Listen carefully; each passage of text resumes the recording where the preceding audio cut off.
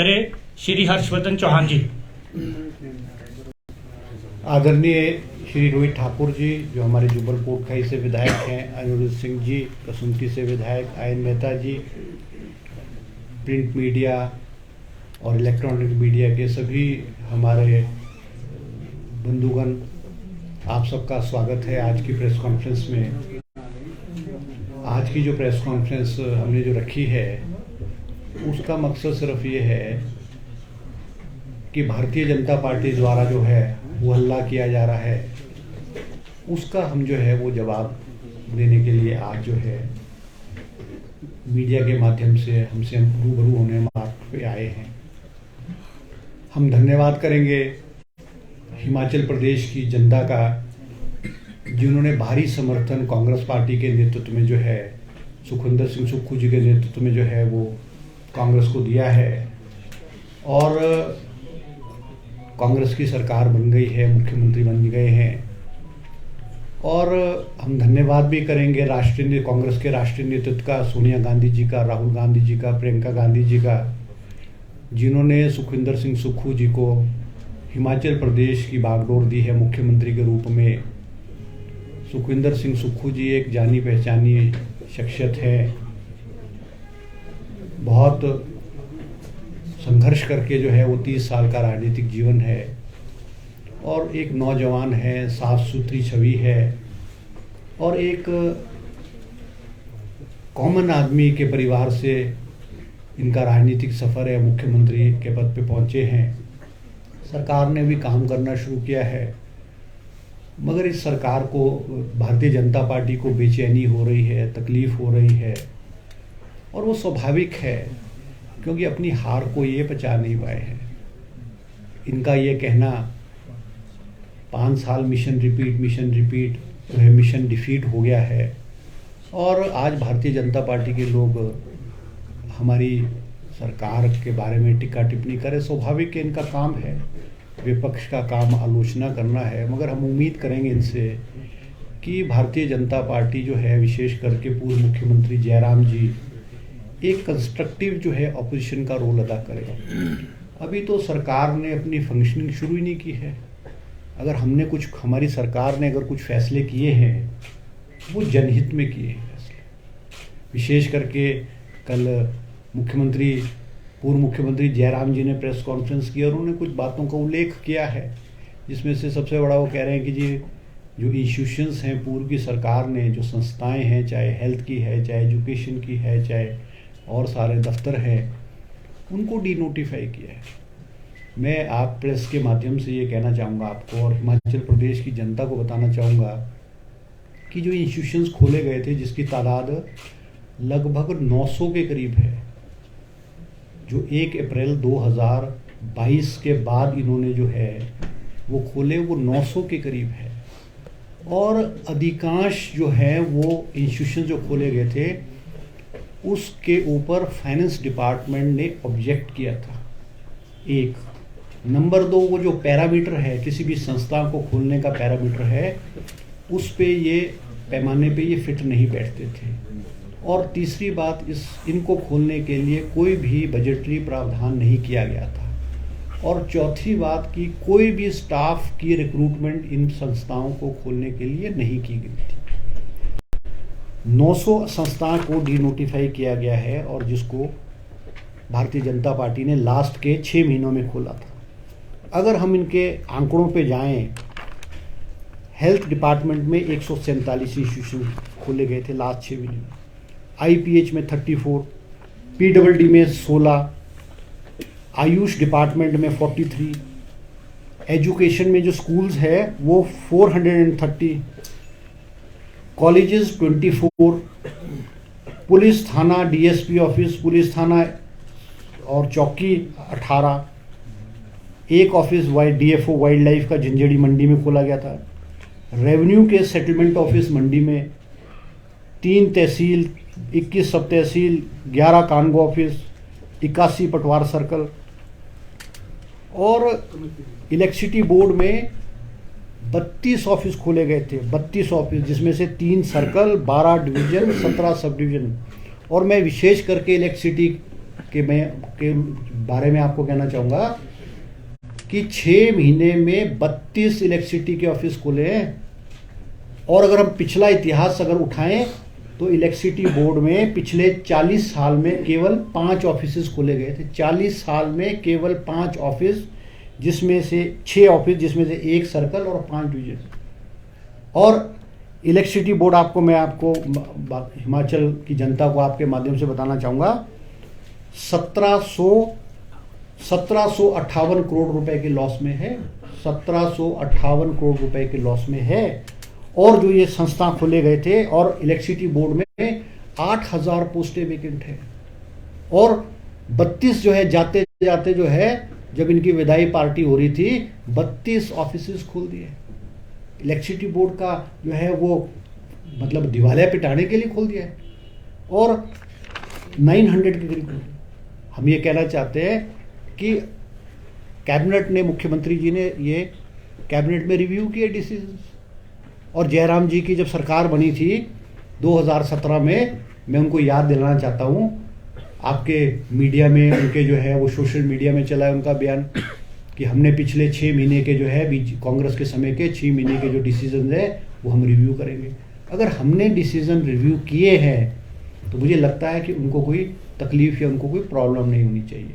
सबसे बड़ी बात है, अगर ये इंस्टीट्यूशंस को चलने देते, वैसे तो ये इंस्टीट्यूशंस ऐसे हैं, किसी को गौशाला में खोल दिया, एक कमरे के गौशाला में खोल दिया गया है, कोई स्टाफ का प्रोविज़न नहीं है, कोई हेल्थ सेंटर्स या कुछ चीज़ें तो जो है वो पीएन के माध्यम से चली हुई हैं। अगर ये इंस्टीट्यूशंस चलते तो इन इंस्टीट्यूशंस को चलाने के लिए लगभग 450 करोड़ रुपए, 450 करोड़ रुपए के पैसे की जरूरत थी।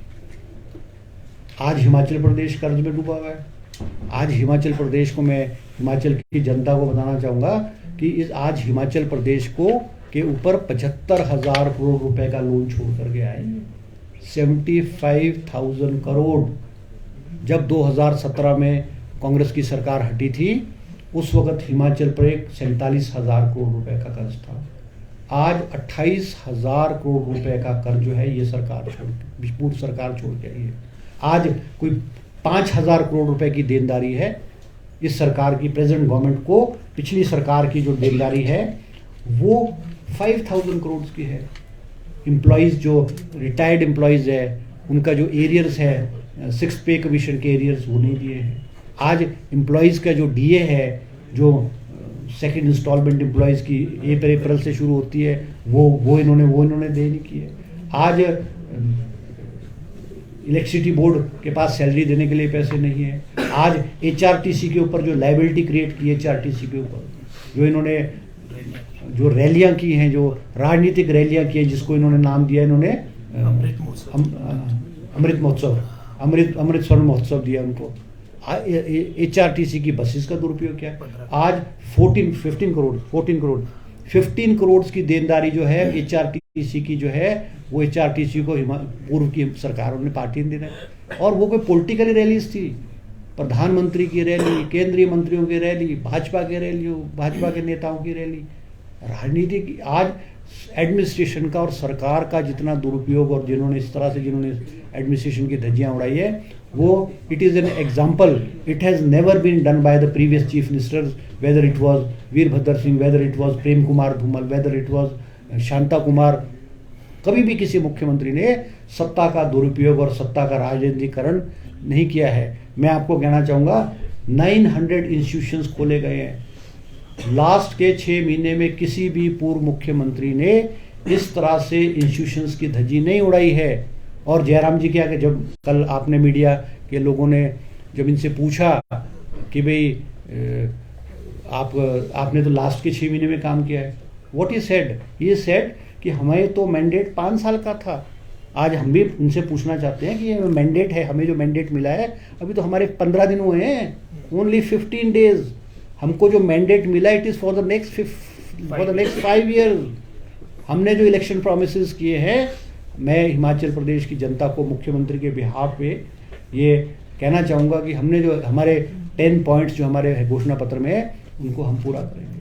हमारा सबसे पहला जो वायदा था ओपीएस वाला, जिस दिन हमारी फर्स्ट कैबिनेट की बैठक होगी, उस दिन फर्स्ट डे जब फुल कैबिनेट होगी, कैबिनेट तो बन चुकी है, ऐसा नहीं है, chief minister and deputy chief minister they comprises the cabinet, मगर जिस दिन हमारी फुल कैबिनेट बनेगी उस दिन हमारा फर्स्ट डिसीजन जो है ओल्ड पेंशन स्कीम को जो है वो लागू किया जाएगा। और दूसरा इशू जो है, अभी हाल ही में जो हमारे हमीरपुर सबऑर्डिनेट सर्विस बोर्ड में जो पेपर को बेचने वाला इशू है, उस पर भी पूर्व मुख्यमंत्री जयराम जी और भाजपा के लोग जो है हल्ला कर रहे हैं। मैं इनसे पूछना चाहता हूँ कि हम, it is the efficiency of the government, it is the efficiency of the chief minister कि वो जो पेपर है होने से पहले ही जो कल्प्रिट्स थे, जो पेपर बेच रहे थे, उनको रंगे हाथों पकड़ा है। हम बधाई देंगे पुलिस को, हम बधाई देंगे सीआईडी को, जिन्होंने तुरती फुर्ती में जो है वो एक्शन लिया है, और all the people have been arrested.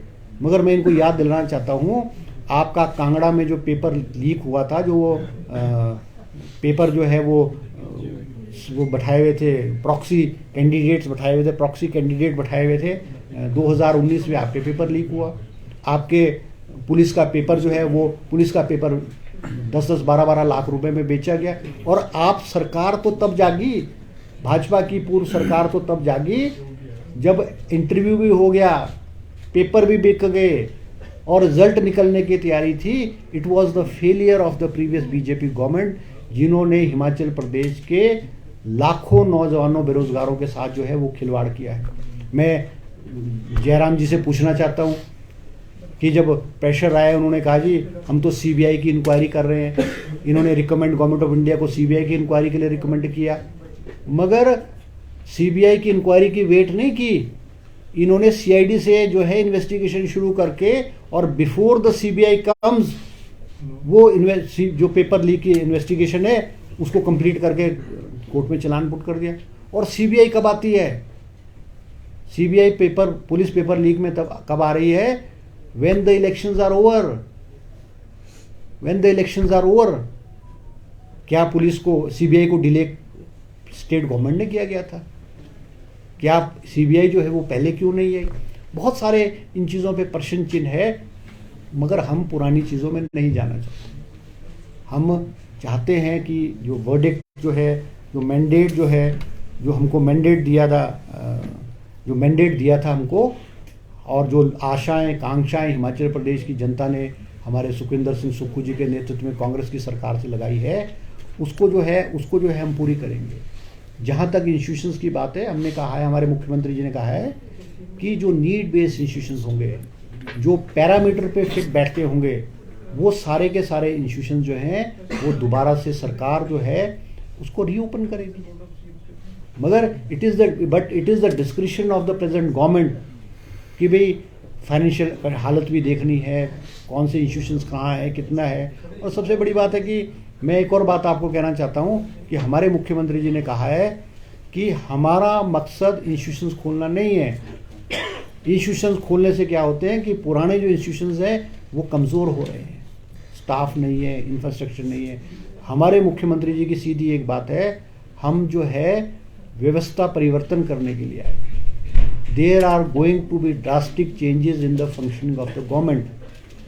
आज मुख्यमंत्री जी अधिकारियों के साथ बैठ कर के जो आगे इम्प्लीमेंटेशन कर रहे हैं, फाइनेंशियल एंगल जो है उसके ऊपर जो है वो विचार विमर्श कर रहे हैं, और बहुत सारी पॉलिसीज़, बहुत सारी न्यू पॉलिसीज़ जो है वो आने वाले समय में जो है वो बजट में भी प्रोविज़न होगा, और नई पॉलिसीज़ जो है वो हिमाचल प्रदेश के लिए जो है वो लोगों के लिए जो है वो आएंगी।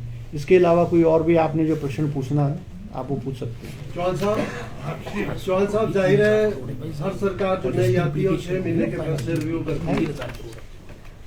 जो भी नई सरकार आती है 6 महीने के फैसले रिव्यू करती है, साल के करती है। लेकिन आपने सबसे पहले ये कहा था कि भी हम चार्जशीट में इन पे आरोप है उस पर कार्रवाई करेंगे। उप मुख्यमंत्री जी बार बार सभाओं में कहते रहे हैं कि हम सबसे पहले भ्रष्टाचार के मामले इनके उजागर करेंगे, और जो भी दोषी होगा उस लाखों के पीछे होगा। तो इस पर कोई बात आप नहीं, देखो ऐसा ना, हम जो है जो चार्जशीट के बारे में आप जिक्र कर रहे हैं, अभी तो कैबिनेट की मीटिंग नहीं हुई। वो जो हमारी चार्जशीट कांग्रेस की कमेटी ने की है वो it will come before the cabinet and whatever the cabinet decided उसके अकॉर्डिंग इलेक्शन लेंगे। अभी ये जो है ना वेंडेटे वाली पॉलिटिक्स जो है ये हमारी प्रायोरिटी नहीं है। आपने ये फैसले रिव्यू किए। प्रोसीजर है कि जब भी कोई प्रपोजल कैबिनेट में चलती है तो उसमें एडमिनिस्ट्रेटिव और फाइनेंशियल अप्रूवल लगी होती है, उसके बिना तो नहीं चलता।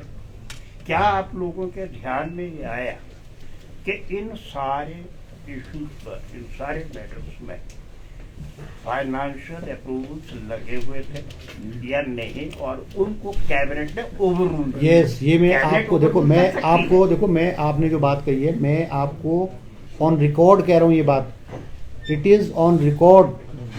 जो ये इंस्टीट्यूशंस लास्ट 6 महीने में खुले हैं इनमें अधिकांश की फाइनेंस का ऑब्जेक्शन था, बजटरी प्रोविजन नहीं था, एंड और जो पैरामीटर्स थे जैसे मान लो हेल्थ सब सेंटर, जैसे पीएचसी खोलने के लिए 10,000 की पॉपुलेशन है, सीएचसी खोलने के लिए 25,000 की पॉपुलेशन है, ये सारे के सारे इंस्टीट्यूशंस पैरामीटर पे फिट नहीं बैठते थे। And it was brought by the officers, yes it was brought by the officers, by the departments, कि in spite of the fact that कि फाइनेंस का और डिपार्टमेंट का ऑब्जेक्शन था, कैबिनेट ने उसको ओवररूल करके पॉलिटिकल आधार पे वोट लेने की मंशा से इंस्टीट्यूशन खुले हैं। और मैं एक और बात आपको कहना चाहता हूं कि जो हिमाचल का जो मुख्यमंत्री है, he is the custodian of the state. उसको राजनीतिक आधार पे फैसले नहीं लेने हैं, उसको लॉन्गर इंटरेस्ट, स्टेट के लॉन्गर इंटरेस्ट में, हिमाचल प्रदेश के लॉन्गर इंटरेस्ट में जो है फैसले लेने हैं। मगर जयराम जी ने ऐसा नहीं किया और इन्होंने राजनीतिक एंगल से देख करके हिमाचल प्रदेश को फाइनेंशियल ट्रैप में फंसा दिया है। और परिणाम क्या हुआ? जयराम जी क्या कह रहे थे कि जी हम तो सिर्फ 0.9% से हारे हैं। 0.9% doesn't matter, it is the strength of the MLA that matter, it is the majority of the MLA that matter. और भारतीय जनता पार्टी के लिए it is an humiliating defeat. Congress 40 seats पे है, भारतीय जनता पार्टी 25 सीट्स पे है। Sir, I have a question that the CM is on record saying that whatever the decision the Congress government has reverted should have been reverted by the cabinet. It could not be done on the recommendation of the panel of MLAs. नहीं, it is, देखो Gaurav ji, it is wrong. MLAs ने तो सिर्फ verbal recommendation discussion किया है, MLAs ने तो सिर्फ सीएलपी की मीटिंग में डिस्कशंस किया है। All the decisions have been taken by the cabinet. ये तो मीडिया में या मान लो वो है कि एमएलएज तो we are discussing, MLAs are discussing and it has been done by the cabinet. Who is saying that it has not been done by the cabinet? जो डिसीजन हुए हैं वो सारे के सारे कैबिनेट ने किए हैं। कैबिनेट ने किए बाय सर्कुलेशन किए हैं वो cabinet. It is wrong to say that. कह रहे हैं कि वो इन सारे मैटर को लेकर कोर्ट में जाएंगे, कोर्ट में जो है वो अपील करेंगे। नहीं, ये तो देखो ऐसा ना, कोर्ट में जाएंगे या जहां जाएंगे, सरकार ने फैसला कर दिया है। सरकार के पास सरकारी वकील हैं।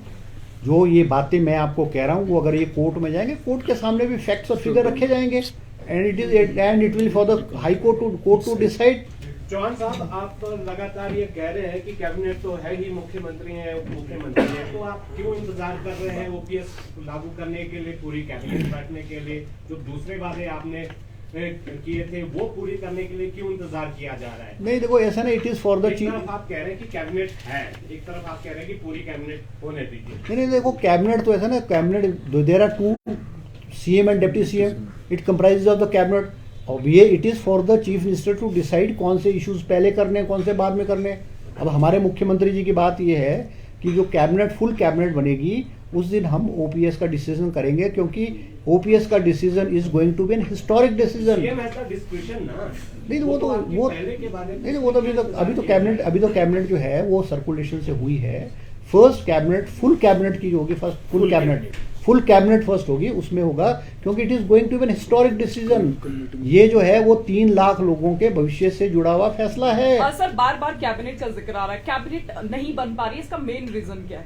नहीं, कैबिनेट देखो, कैबिनेट तो बन रही थी, मगर वो कुछ ऐसे हालात पैदा हुए हैं, मुख्यमंत्री जी को कोरोना हो गया, 7 दिन क्वारंटाइन मुख्यमंत्री जी हो गए, from he went to Delhi, और वो जो उन्होंने डिस्कशन हाई कमांड से करना था, he couldn't do it, he wanted to meet the prime minister. वो प्रोटोकॉल है कि कोरोना टेस्ट होगा, अब जो कोरोना टेस्ट किया तो पॉजिटिव निकल गए, 7 दिन वो क्वारंटाइन में हो गए।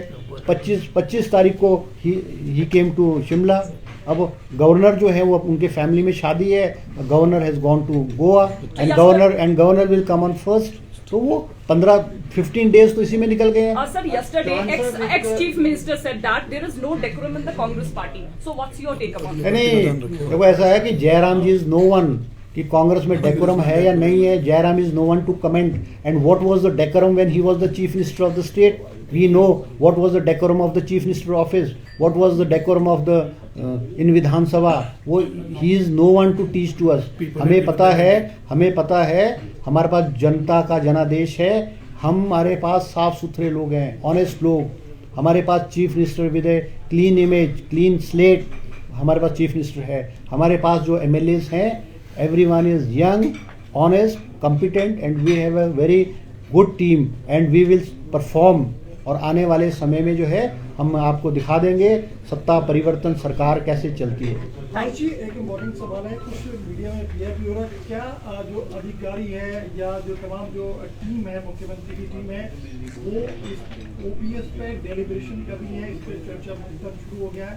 क्या माने जब पहले कैबिनेट होगी तो इस पे कोई डिसीजन हो पाएगा? देखो, निश्चित रूप से बहुत सारे इश्यूज जो हैं, जो हमने वायदा किया है उस पे डेलिब्रेशन चली है, डिपार्टमेंट्स को इंस्ट्रक्शन दे दी है, डिपार्टमेंट्स जो है उस पे फाइनेंशियल इम्प्लीकेशंस को कैलकुलेट कर रहा है, और टाइम टू टाइम वो चीफ मिनिस्टर के साथ जो है वो डिस्कशन कर रहे हैं। जो गवर्नमेंट है वो अपना काम कर रही है। चौहान साहब, करप्शन को लेकर इलेक्ट्रिसिटी बोर्ड जो है वो 1758 करोड़ रुपए के घाटे में है। 1758 करोड़, तो 300 यूनिट बिजली जब हम देंगे, सरकार देगी, तो ये घाटा और नहीं बढ़ेगा? नहीं, देखो बहुत सारे इश्यूज है। अभी तो देखो हमने अभी काम करना शुरू किया है, किसमें कितना घाटा है, वो उसको कैसे रिकवर किया जाएगा, उसको फाइनेंशियली वायबल किया जाएगा, वो करेंगे। अब इलेक्ट्रिसिटी बोर्ड का तो घाटा है, मगर बहुत सारे हाइडल प्रोजेक्ट्स हैं जो रुके हुए हैं। पावर कॉर्पोरेशन का जो ये वाला शॉन्गटोंग वाला प्रोजेक्ट है, वो राउंड अबाउट 500 मेगावाट का है, वो 10 साल से अधर में लटका हुआ है। बहुत सारे हाइडल प्रोजेक्ट्स हैं जो इनिशिएटिव भी नहीं हुए हैं। तो हम वो पूरे जो वर्किंग प्लान है, हर डिपार्टमेंट के working plan, long term working plan बनाएंगे, जिससे कि हर डिपार्टमेंट और ख़ास करके जो बोर्ड्स और कॉरपोरेशन जिससे आम पब्लिक का संबंध है, वो कैसे फाइनेंशियली वायबल हो, उन पहलुओं पे हम गौर करेंगे। करप्शन पर जो है वो जीरो टॉलरेंस पॉलिसी फ्रेम करने की बात सरकार कर रही है। जनवरी 2020 में एक्साइज एंड टैक्सेशन में एक ऐसा मामला सामने आया था जिसमें करोड़ों की चपत जो है वो सरकार के रेवेन्यू पर पड़ रही है। अभी उसकी जांच विजिलेंस टीम कर रही है, अभी भी अधिकारी उस पोस्ट पर बना हुआ है। सर, आप किस तरीके से देखते हैं कि क्या उन अधिकारियों को अभी भी उसी पोस्ट पे बने रहना चाहिए? नहीं, देखो करप्शन के मैं एक बात कहना चाहूँगा आपको, पिछले 5 साल के टेन्योर में करप्शन का level was very high and the former chief minister failed to control corruption. आज ऐसा नहीं होगा। ये जो आप कोट कर रहे हो, ये तो प्रीवियस गवर्नमेंट का इशू है। अभी the chief minister has directed the vigilance to investigate the matter, जल्दी करके टाइम आउट। सर, मेरा सवाल है कि आपने कहा कि 900 जो संस्थान है वो भाजपा सरकार ने खोले हैं, लेकिन कल मुख्यमंत्री जी का बयान स्टेटमेंट आया, उसमें 950 हैं। आप सही हैं कि मुख्यमंत्री की स्टेटमेंट सही है? नहीं, वो देखो जो मुख्यमंत्री जी ने कहा है वो 595 का है ना, 595 का है। वो जो फिगर था वो पुराना फिगर था, ये नए फिगर रोज आ रहे हैं। अभी सुनो मेरे, लेट मी, अभी मेरे पास आज सुबह ही मेरे पास फिगर आया ITI लास्ट 6 महीने में ITI खोले इन्होंने 17 और पॉलिटेक्निक खोले 3। ये मुझे आज सुबह फिगर आया। तो ये नए फिगर रोज निकल रहे हैं। अभी इसमें अभी इसमें फिगर मैं आपको कहना चाहूंगा, इसमें भी कई फिगर ऐसे हैं कि जो HRTC के डिपोज और सब डिपोज और डिवीजन खोले हैं वो फिगर हमारे पास नहीं है, और बहुत सारे डिपार्टमेंट्स के बोर्ड्स और कॉर्पोरेशन के हमारे पास फिगर नहीं है अभी। तो ये फिगर जो है और बढ़ेगा, ये और बढ़ेगा। सर आपने कहा कि सरकार ने 75,000 करोड़ का लोन ले लिया है, क्या आपने अगले 6,000 करोड़ भी ऐड कर लिए? अभी जो एग्जैक्ट घाटा है या लोन लिया है वो 69,625 करोड़ है। नहीं देखो, 75,000 करोड़ नहीं, कब लिया गया है जी? नहीं लोन देखो ऐसा ना, एग्जैक्ट फिगर नहीं है, मगर जो फाइनेंस डिपार्टमेंट ने मुझे जानकारी दी है वो it is round about touching 75,000 crore, 75,000 crore. और इसमें मैं आपको एक और भी कहूँगा आपको, जो ये रिटायर्ड है एम्प्लॉयज़, इनका 6th पे कमीशन के एरियर्स नहीं दिए, और एम्प्लॉयज़ की DA है वो नहीं इन्होंने दी है। तो बहुत सारी लाइबिलिटीज जो राउंड अबाउट 5,000 करोड़ की लाइबिलिटी तो पिछली सरकार से हम सरकार पे आई है, जो इस सरकार को देनी पड़ेगी। वो government is in continuation. Thank you. दो सवाल हैं, एक तो जो डी नोटिफिकेशन वाली आप बात कर रहे हैं इसमें एक कॉन्ट्रडिक्शन लग रहा है। एक आप कह रहे हैं कि हमने इसको रिव्यू किया, एग्जामिन किया, उसके बाद डी नोटिफाई किया। साथ में ही आप कह रहे हैं कि आने वाले दिनों में हम देखेंगे मेरिट कहाँ बनती है, क्या रिव्यू करने के टाइम में ये मेरिट नहीं आएंगे? एक सवाल।